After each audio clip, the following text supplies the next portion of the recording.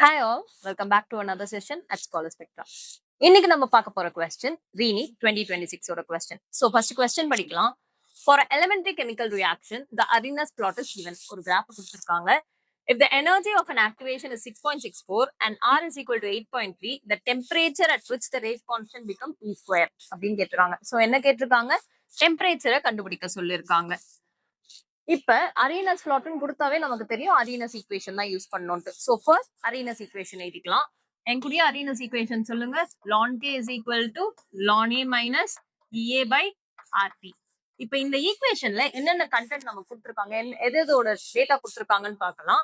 First K value இருக்கான்னு பாத்தீங்கன்னா yes, E square rate constant is E square கொடுத்துருக்காங்க. So K value கொடுத்துருக்காங்க, E A activation கொடுத்துருக்காங்க, R வேல்யூமே கொடுத்துருக்காங்க.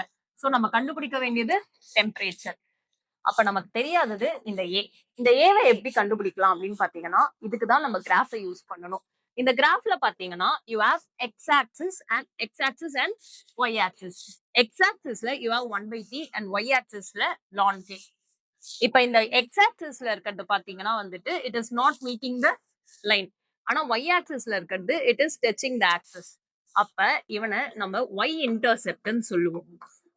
சோ y இன்டர்செப்ட்னா என்ன? ஒரு லைன் அது y ஆக்சிஸ தொடும், ஆனா x 0வா இருக்கும். This is y intercept. So இத வச்சு எப்படி a வேல்யூ கண்டுபிடிச்சி அதுக்கப்புறம் டெம்பரேச்சர் கண்டுபிடிப்போன்றத நெக்ஸ்ட் வீடியோல பார்க்கலாம்.